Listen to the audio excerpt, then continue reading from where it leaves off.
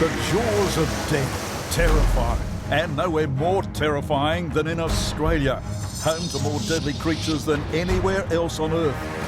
Crocs, sharks, deadly spiders, Tasmanian Devils. Truly terrifying. Let's delve into this truly terrifying world of Aussie creatures that snap, bite, and sting. Take care, be warned, as we check out Australia's most terrifying.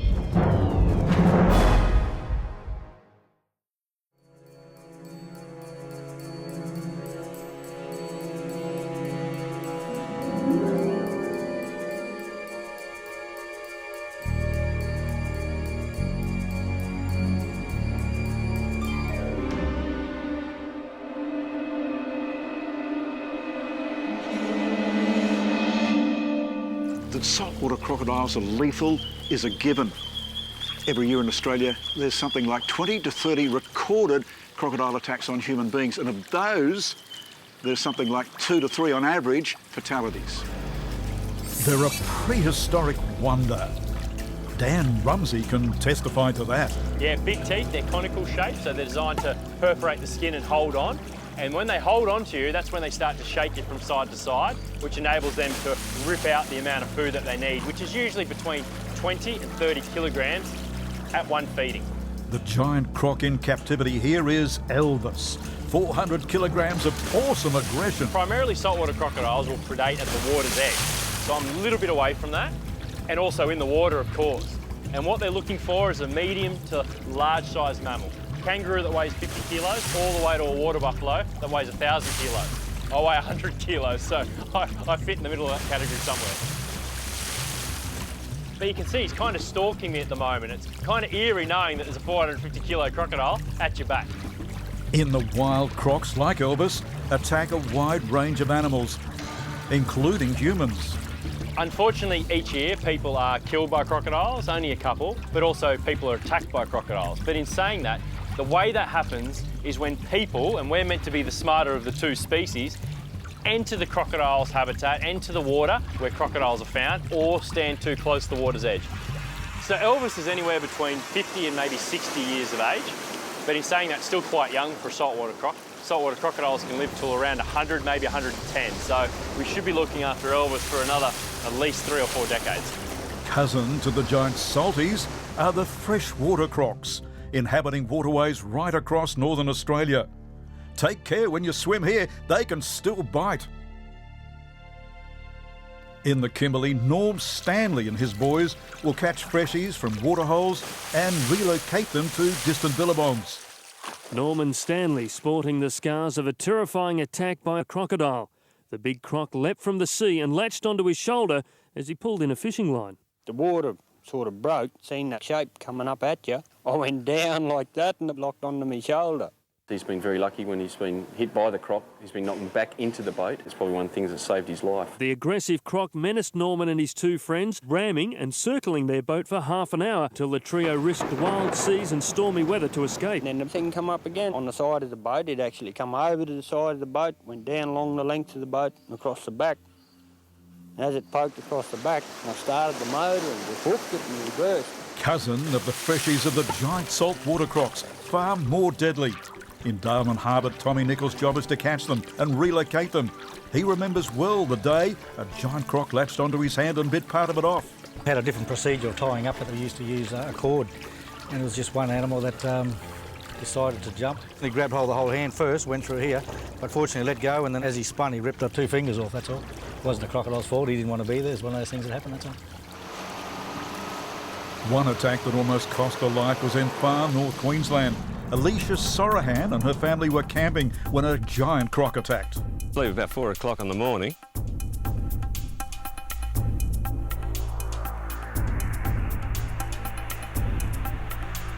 And we heard this loud screaming, and I thought, oh, well, someone's having a nightmare. Someone that's screaming, it's really in trouble.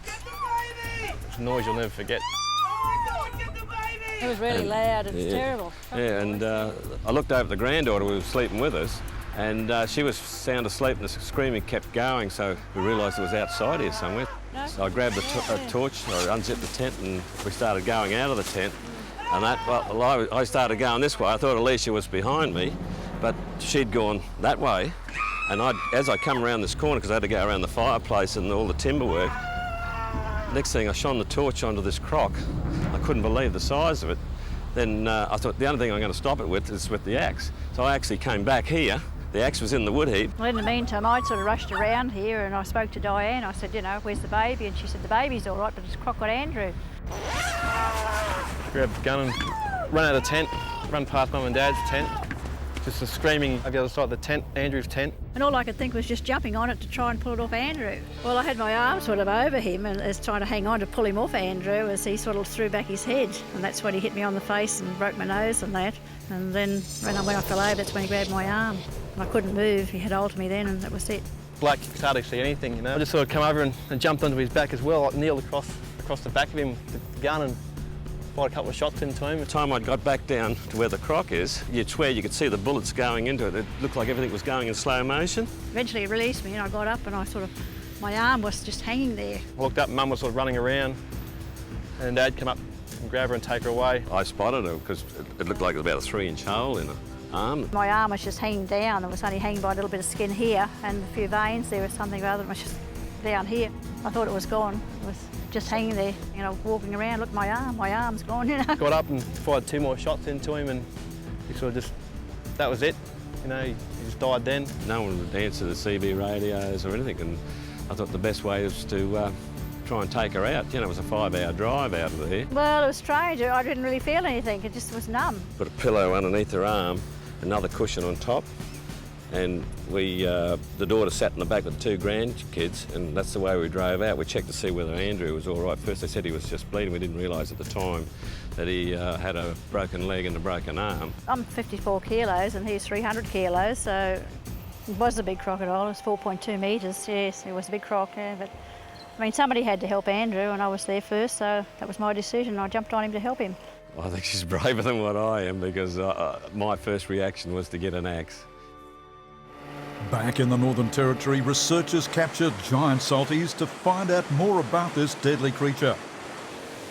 This team travels along the Adelaide River to harpoon the salties and bring them on board. We've got a permit to take a designated number of animals out of the wild, so along with Dave here and Ron and a few other blokes, we try to get out on average about 1 night a week if we possibly can. You know, usually get 3 or 4 crocs in a night.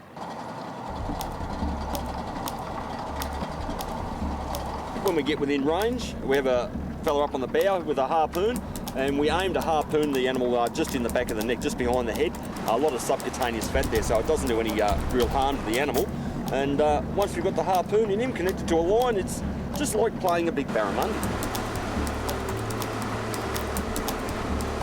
Now, on! Yes, that's the way.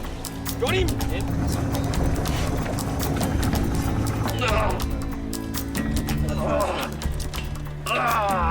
All right. I've got him on here. He's about 2 metres. I think he might be harpooned in the tail, actually, so it's going to be a bit hard to get him up.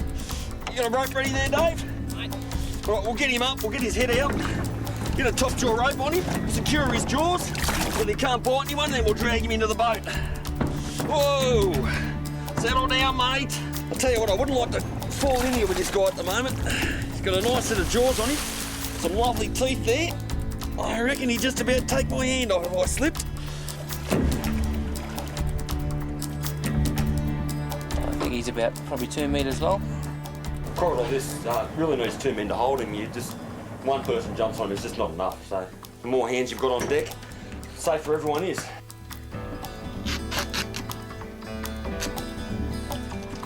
Yep. And Dr. Craig says it's a boy. The saltwater crocodile, an opportunistic hypercarnivorous apex predator. So cunning, it ambushes most of its prey and then drowns or swallows it whole. So strong, it prevails over almost any animal that enters its territory, including sharks, cows, kangaroos, and even humans.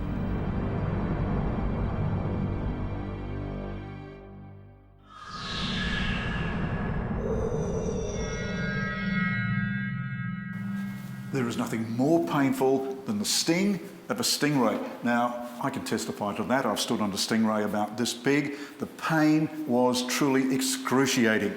Yet, most attacks are not fatal. Some are. Stingrays have taken their toll in Australian waters.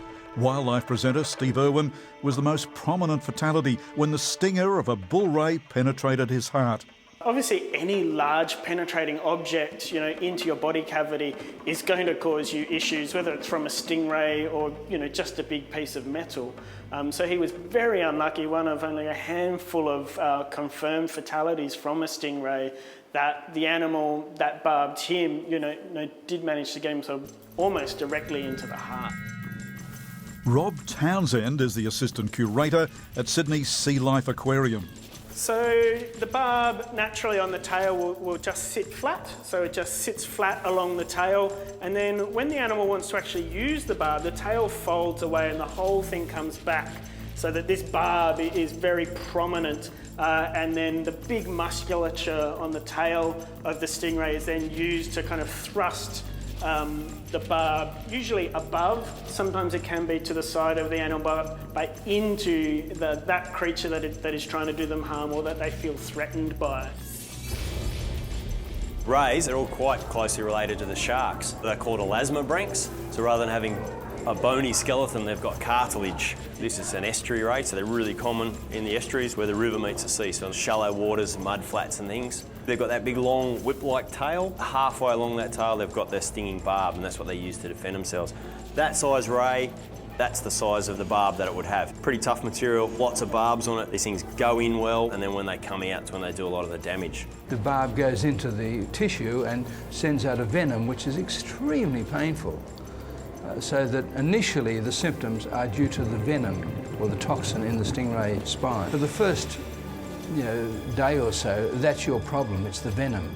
That's what's going to do all the damage, and that can actually kill you. In Australia, the deaths are essentially where the barb has actually penetrated the cavities, like the heart cavity or the lung cavity or the abdominal cavity. I only know of 5 deaths in Australia, but no one records these things, so there could be any number. They'll only sting you if you stand on them. Well, you don't want to be stood on. You wouldn't like that either.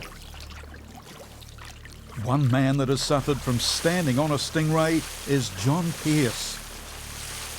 I'd lift my foot up. It was just gushing out with blood everywhere, like an artery had been severed or something like that. It was that bad. It was like somebody getting a pen and ramming it into your foot. That's what it felt like. The pain was just immense.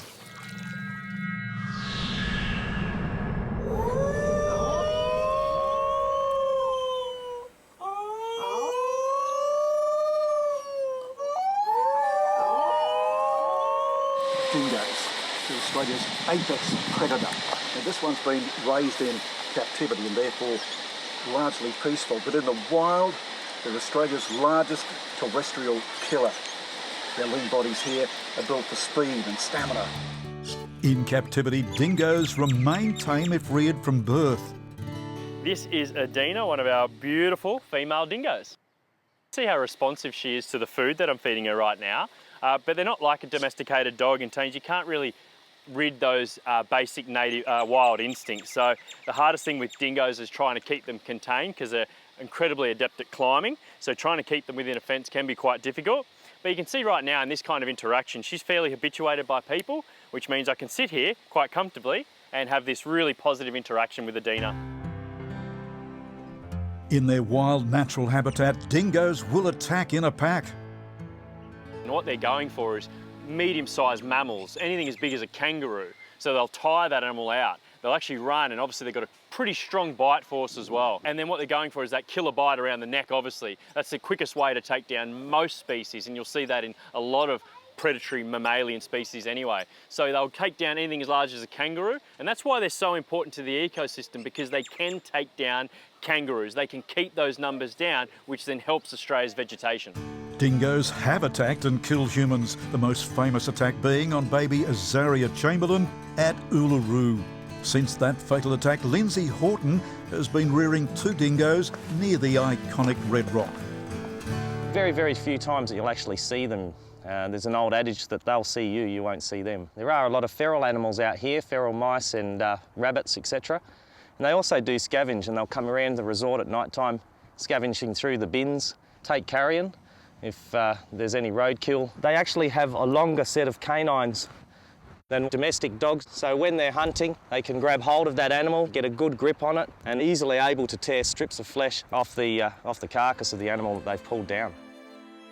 On the world's largest sand island, Fraser Island, off the Queensland coast, dingoes have attacked and killed. A 6-year-old Brisbane boy is airlifted to the mainland with dingo bites to his arms and legs.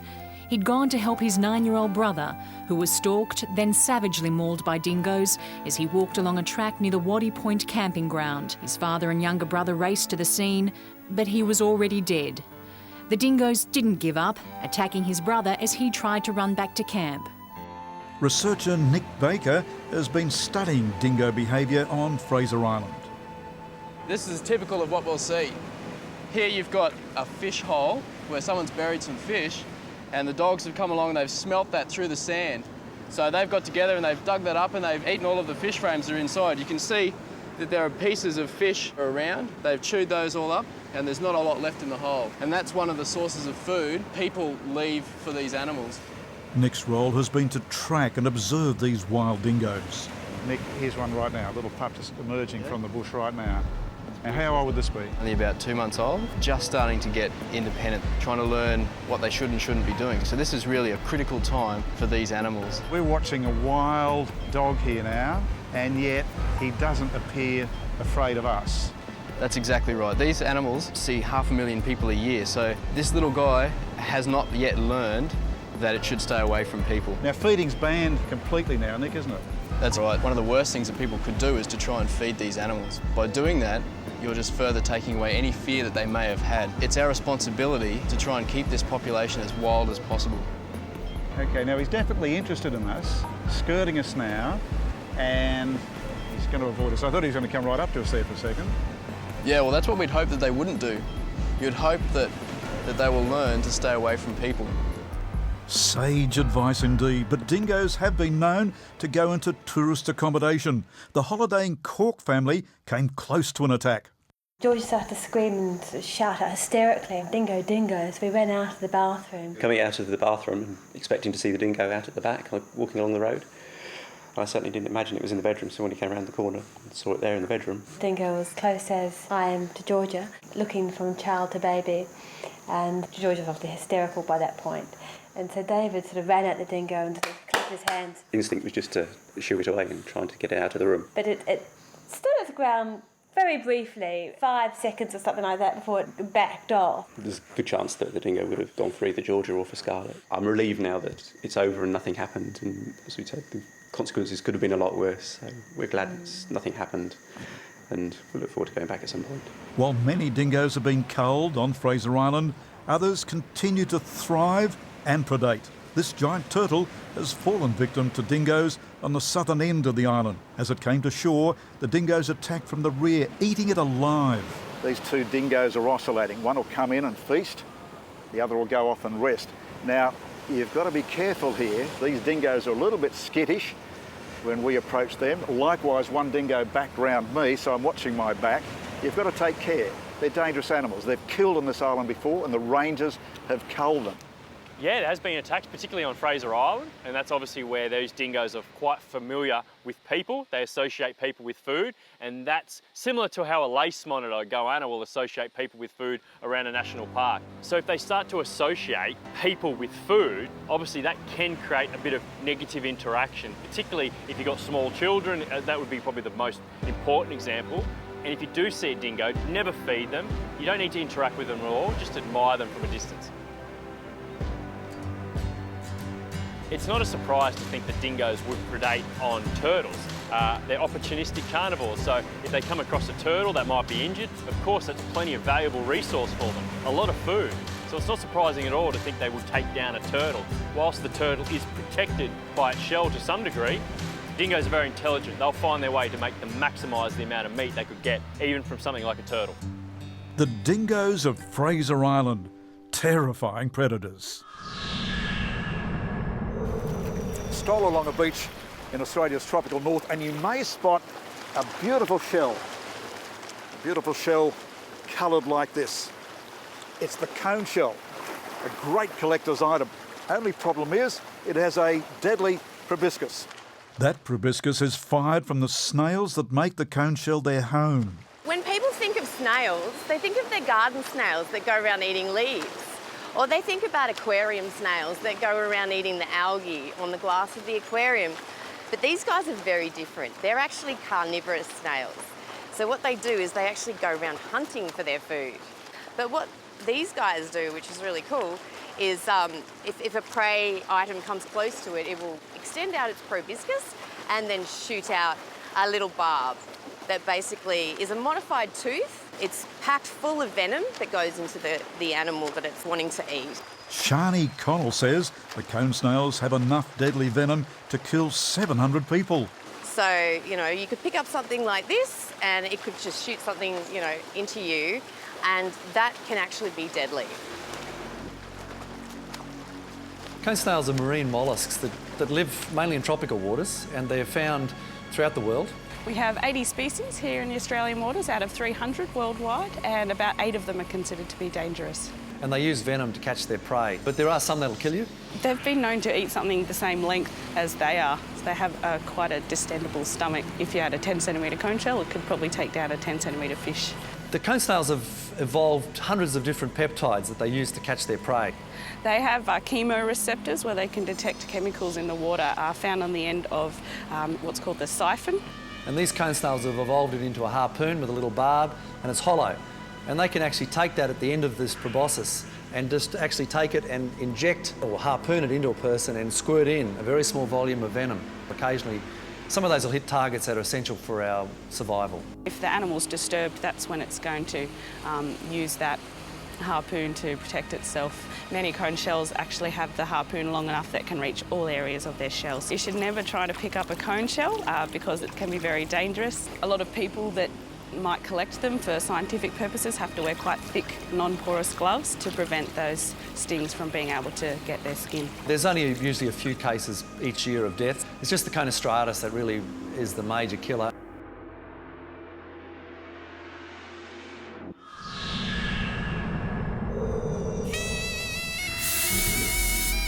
Snakes. Australia has more lethal snakes than anywhere else in the world. Now, this is an olive python, one of the least deadly snakes here in Australia, but out there, snakes like the coastal taipan will take out 4 of 5 people once bitten if that bite is left untreated. Australia, crawling with venomous snakes. Amongst the most venomous, the coastal taipan. They're highly venomous, extremely fast, and strike with deadly accuracy. This is the coastal taipan, responsible for killing dozens of Aussies in the cane fields. When they strike, they never miss. The fact is that they're so good at biting, they can inflict it with the same sort of speed and dexterity that some of the vipers are famous for doing in other parts of the world. In the wild, the taipan can be regarded as Australia's most dangerous snake. Head there, you notice taipans have got very long jaws, and that enables them to get their mouth open wide. Taipan bites to humans almost always result in envenomation. They've got long fangs, they're around about 1 centimetre in length. This venom here is the most toxic venom in the world of any terrestrial land snake. It only does take a tiny scratch from the fangs, and that can be enough to be a fatal envenomation. If you got a proper bite and you got envenomated, very little chance of survival. You would be all over. You would be all over if you were bitten by this guy, I can guarantee it. If there was a snake I wouldn't want to be bitten by in Australia, this would be it. The symptoms are extreme and very fast, and without anti-venom therapy, you're a goner. One man who was almost a goner was Corey Mead. Well, when I first got bitten, I knew the severity. No taipan bite's going to be a dry bite. I knew it was most likely going to be an envenomation. My face was all slumped and my speech was very slurred. I was also urinating blood for the days I was in the hospital, which is about 3 days. Then I started experiencing nerve damage in my eyes, and Before I left the hospital, one of my eyes started turning out to the side of my head, and it stayed like that for over a week. So my body had pretty much decided that it couldn't do any more, and it shut down, and it was the anti-venom that saved my life. Another vicious killer is the king brown. Across Australia every year, some 3,000 people are bitten by snakes. The king brown is lightning fast, highly aggressive. They're the king of snakes, but you can find them in just about every habitat. They vary in size and they vary in colour. She's actually classed as number 2 most dangerous. She's generally a fairly aggressive snake. She will stand up and defend herself, whereas most snakes will try and get away from you. Now these guys have got fairly good solid fangs on them, maybe 3 or 4 millimetres long in some of the big ones. Like a jab in a boxing match, she strikes and pulls back, and she's able to put an enormous amount of venom into you in a single bite. Once that's in your circulatory system, you don't have very long before you require treatment. We only really have about 1 to 3 deaths a year from snakes in Australia. People don't so much die these days from the venom with the snake bite, they die from mismanagement of the snake bite. It's estimated that around about 30% fatalities would result if there wasn't any anti-venom. It's really your unlucky day if you get bitten. One man who has been bitten is snake handler Rex Neindorf. A couple of days ago we just had a dog bitten in town.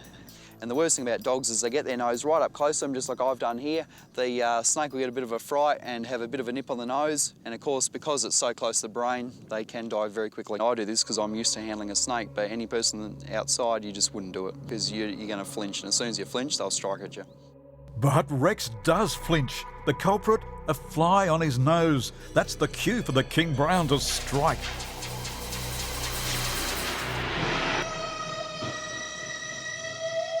You okay? Hope so. I had to go up my nose. Just a minute amount of venom could be fatal. Thankfully, the snake did not inject venom. Had it, he almost certainly would have died. The king brown's cousin is the eastern brown. Of all of Australia's deadly snakes, it's this species, the eastern brown, that is more likely to kill than any other. They're highly aggressive, with 22 recorded fatalities. The brown snakes are found all over Australia, all mainland Australia. They're the most common, highly venomous snakes. They like the hot country, the dry country. You don't often find them around swamps. They're a fast, lean, agile snake. The brown snakes have very small fangs, only 2 to 3 millimetres on an adult, and they have a very small venom yield. Their venom's extremely potent, one of the most potent venoms in the world. They're probably the second most venomous snake in Australia. They reckon between 1,500 and 3,000 people are bitten every year in Australia by snakes. I reckon about 2/3 of the overall bites are from the brown snake. When an eastern brown attacks, it rears itself up, makes an S shape, hiss, and they can make darting charges. Brown snakes are very defensive. If cornered, if threatened, if you're trying to kill them, if you're trying to catch them, any sort of handling. So if you try and catch a brown snake, if you accidentally tread on one, if you try and kill one, they're the type of things that are going to elicit a bite. Catching snakes is a full-time profession for some people, like Steve McEwen. Just got a call from the Wires, the Wildlife Information and Rescue Service phone coordinator, and she told me there's a lady at a place called Sapphire just north of Coffs Harbour who has a snake that's gone under a tarpaulin and sometimes stay around the houses for a period of time. G'day, Sarah. Yeah. And Steve, how are you? Good, Here, Steve. got a little visitor. Yes, we do. What type of snake do you reckon it is? Well, it's black. Black. Yeah. Ah, there he is. Look at him. Where is he? He's right at the very end, just the way I thought it was going to be. Off he goes. Here we go. I've got him. Oh, my God. Here we go. You're right. It is a black snake. Is he a big one? No, he's only a little one. They get to about 2 metres long. Oh, I'm so glad you found him. Yeah, look at that. The good old red belly black snake. Yep. They're not a bad snake to have around because they've been known to be cannibalistic. They'll eat other snakes, including the eastern brown or common brown snake, which is a very, very dangerous snake indeed. We get a lot of calls for this type of snake in particular. If this snake was to bite a little child or an elderly person, I think there'd be pretty bad complications and the antivenom might be administered then. There we go, in you go, mate. Sarah, did you realise there's actually 2 snakes here? What, 2 snakes? Yeah, 2. It's about the same size as the other one as well. I reckon what we've done is I've rolled it up in the tarp. Oh, really? So I'm just not going to move at all. It's okay to talk like I'm doing because snakes don't have ears like humans, so we could, if I wanted to, I could scream. But I won't. Can you see him just going around my feet there? Oh no. Guess what? What? He's looking for somewhere to hide, and guess where he's going? Oh. Yep, up my leg. You are joking. Just by standing still, that's really the way to avoid being bitten, and I'm really standing still now because this one has gone up my leg. Oh, Steve. It's going up even further. He's going right up. I'm going to have to stop him from going any further. I'm keeping very still, as you can see. How'd that happen? I think we're going to have to actually take my pants off. Hope you guys don't mind underpants. Lucky I've got loose jeans on. I'm not going to pull him out. Come on, buddy. I hope he's going back down. I'm keeping very still, as you can see.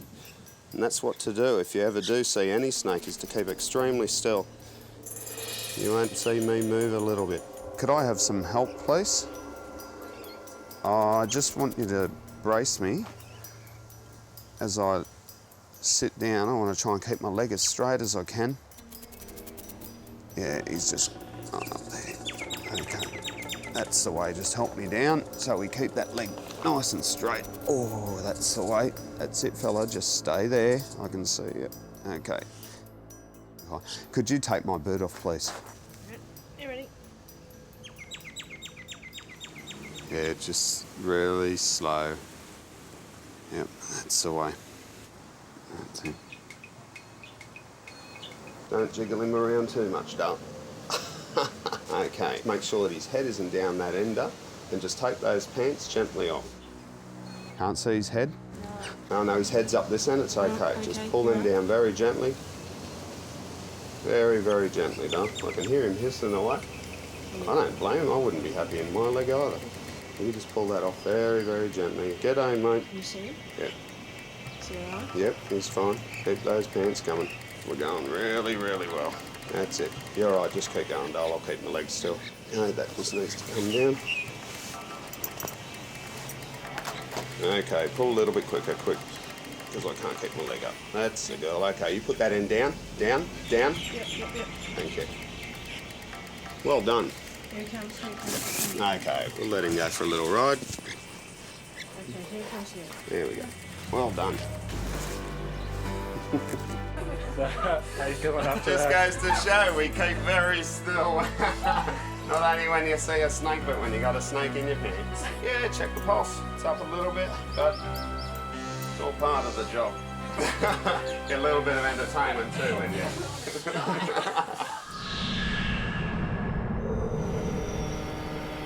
Not all snakes are found on land. Take the deadly sea snake. There are more than 30 types of sea snakes in Australia's warmer northerly waters.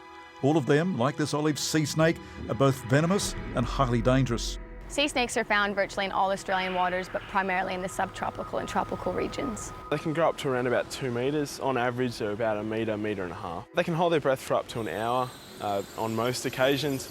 And as well as that, the back end of their body or their tail is flattened so that they can use it more like a rudder to propel themselves through the water. Sea snakes are really unique because they paralyse their prey by small needle-like fangs located in the back of their mouth. Some say that the sea snake's venom is the most toxic venom of all snakes, more venomous than any land snake. So it could possibly be the deadliest snake in the world. Their fangs are generally quite short. Most of them are around, max out at about 5 millimetres. They can bite pretty much anywhere. Their mouth is, in most cases, big enough to penetrate and be able to get hold of like your hand. Around the world, we have around about 150 people die each year. That's around about 3% of all bites in total around the world. All sea snakes found in Australian waters are venomous and are considered dangerous to humans.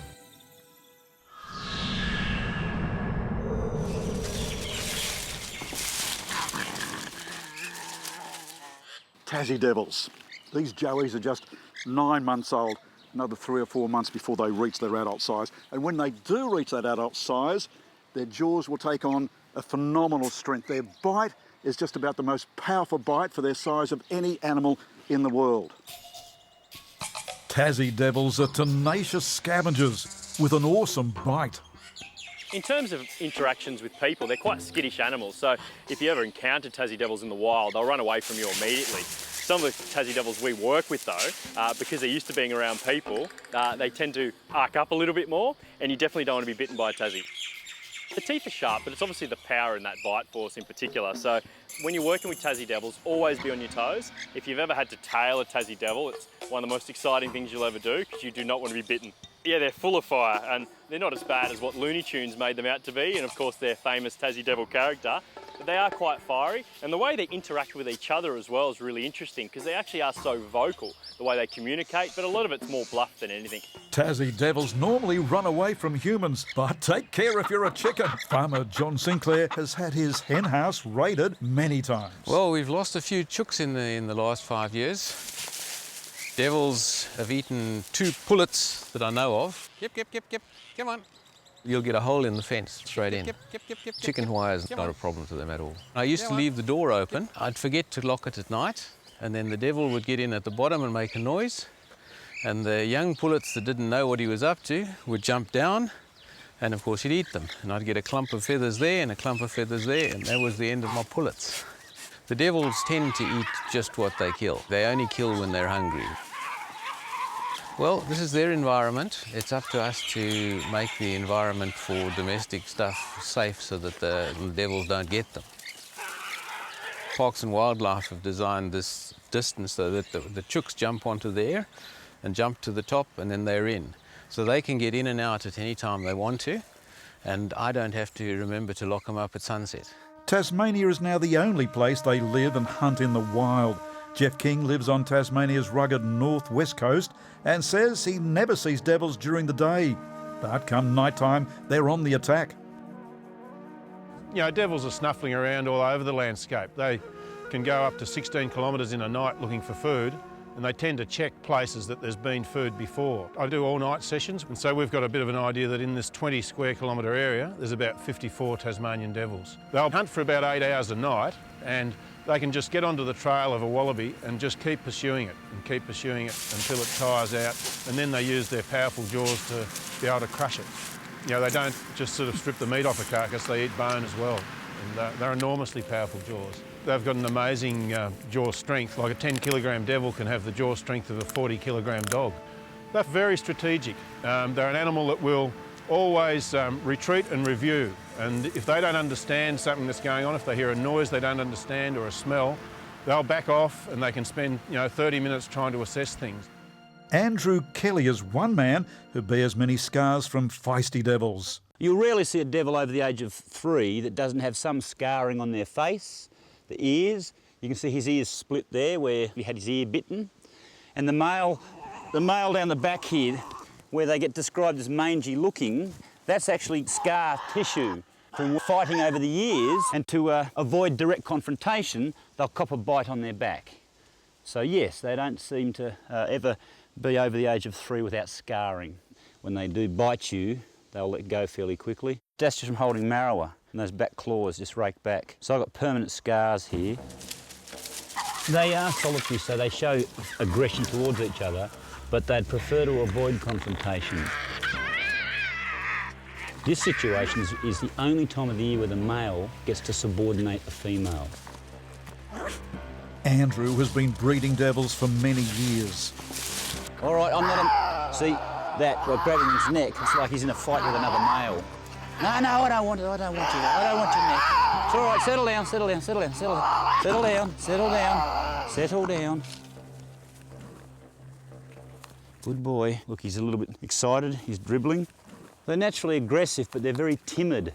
It's mainly because they know what their teeth and jaws can do to each other.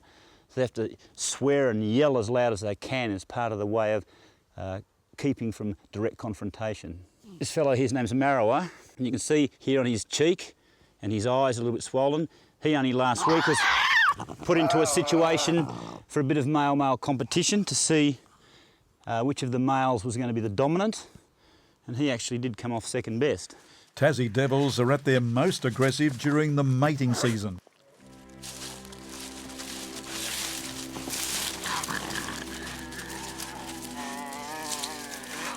She submitted by making a few sounds but not really fighting back. I knew that she was ready for breeding.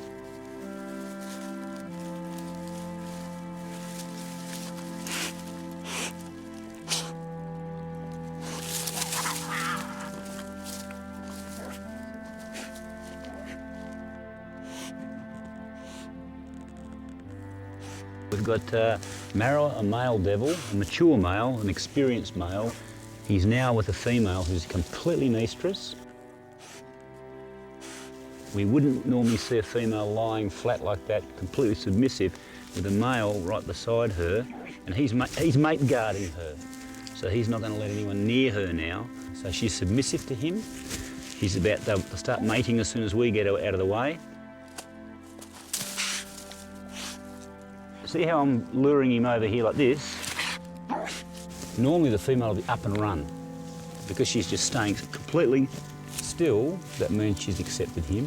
And now he's this side, so he's climbing on top now, grasping her, holding her neck, he'll lick her, just reassure her, and then he'll grasp her by the back of the neck, and they'll start copulating as soon as we get out of here.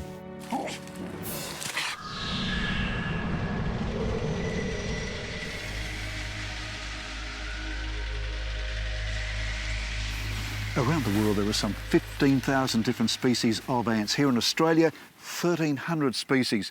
And in a nest like this, there are tens of thousands of ants, all capable of a painful bite. Tasmania is the ant capital of Australia, with the vicious and highly aggressive jack jumper ants on the attack around the capital of Hobart. Local resident Helen Radcliffe has felt their nasty sting many times. Just like this, I was hanging the washing and a jack jumper crawled along the line and bit me on the finger. It stings initially at the site and I get immediate swelling and then a redness which sort of extends up from the bite right up my arm. You can sort of feel the life draining out of you just as the poison sort of enters the system. It hurt initially and then I realised as I was going inside I was having a reaction to it. Got my adrenaline out ready to give in case I needed to. Fortunately, I didn't have to. The ambulance arrived quite quickly and they gave me a shot of the adrenaline and hooked me up to a monitor. And then I realised that my heart was going into this abnormal rhythm, which was life-threatening, and thought I was about to die in the lounge room with the television still running. So I was taken to hospital. They had to cut my rings off because my hands had swelled so much and give me medication and put me on a drip. Helen's allergic reaction to those ant bites means she's treated at the Royal Hobart Hospital. Hello. Hi Helen, how's it going this morning? Good, thanks. Have a seat. All been going okay since the last treatment? Yeah, really well. Any accidental stings? No stings. Well, I guess that's good. Sorry, sometimes they really do seem to hurt. Yeah. Not as bad as the actual ant sting though, is it? No. No problem. I think we could realistically stretch the interval to 10 weeks before the next shot, provided all goes well today, of course. Yep. The doctor, Conrad Blackman, collects the ant serum. This is a very typical jack jumper nest. You'll see quite a few more along this type of countryside. Just waiting for innocent bushwalkers or bike riders to stop and have a picnic and sit on something they shouldn't be. Sort of reaching like that, they'll climb onto my hand. See it now? Got it now? Stinging. The stinger right in my skin, you see that little black stinger? That's quite painful. A bit like a little local anaesthetic syringe going in to do a bit of dental work. Unfortunately, it doesn't get numb like the local anaesthetic does. There's a very good chance that if I continue to get bitten, I will become significantly allergic to the ant sting as well, requiring me to either enter the program and have the desensitisation, but more importantly to make sure I have adrenaline with me at all times. Pop the ants into our electrostimulation chamber to allow us to irritate them with a very small electrical current across the wires at the base. This is going to provoke them hopefully into stinging repeatedly and smearing their venom across the glass plate. We then should be able to take the venom from the glass plate, get it back to the laboratory and process it fit for human injection. We need to repeat this process many, many times, probably 50 ants in this box, and for one patient's complete life treatment for 5 years, we're probably going to need about 40 to 50 boxes worth of ants for each patient.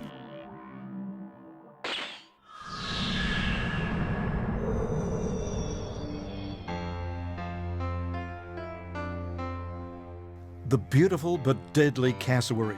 It's the world's most dangerous bird, capable of disemboweling humans with one powerful kick. What a beautiful creature, the cassowary. Now take care if you're in the rainforests in far northern Australia, because they can kick out. They've got that middle claw and they can unzip you. You see the warning signs here: caution, authorised entry only. Even the keepers have got to take a great deal of care with this beautiful bird. Dan Rumsey knows how lethal a cassowary kick can be. Quite recently that a man was killed by a cassowary that he had at his house in Florida. Well, his kind of sanctuary that he had in Florida, so it can happen. And that's why we're always really careful when we're working with the cassowaries. A lot of very experienced staff. So as long as you're aware, generally they do try and stay away from you, but you certainly don't want to be kicked by one. Well, that's the thing with cassowaries. Actually, like, obviously they're a herbivorous species. They're feeding primarily on fruits, and so the need for it to use in terms of a predatory basis isn't really there, but it's a great defence mechanism in deterring another predator, but also too, maybe deterring another male cassowary. Well, cassowaries are definitely one of the most dangerous animals in Australia, not to be dealt with lightly. We see a number of incidents, interactions each year. The cassowaries habitually entering people's yards. It's just not a good scene to have a 50 or 60 kilogram cassowary that can be a bit up front in your backyard.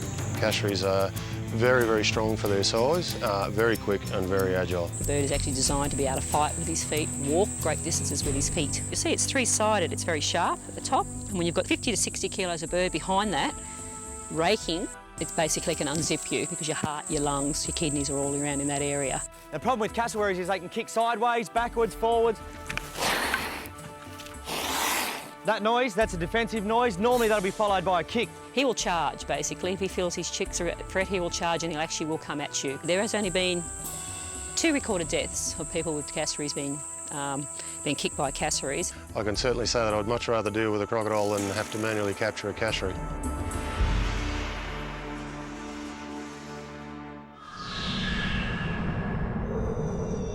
Armed with an awesome set of pincers, scorpions certainly look dangerous, but it's that sting in their tail that really packs a punch. That stinger on the tip of the scorpion's tail that inflicts a highly venomous sting.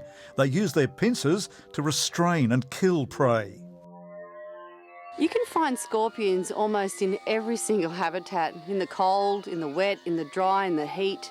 The more venomous in Australia would be the big northern Australian ones. When it actually grabs hold of its prey, it'll start eating it through its mouth parts here. This is actually a burrowing scorpion, and it's a male. It might live up to 7 years. All there is in this part in the pincers is a muscle to hold its prey. All the venom comes out of here, out of the talcin up the top here. What they do is they use the pincers to grab hold of the prey, to hold it, to crush it, and use the tail or the stinger to come straight over the top and hammer it with that little stinger on the end. They quite readily defend themselves if they're going to be sat on or stood on or picked up. If I was to let go of the talcin now, it would come directly over and probably sting me.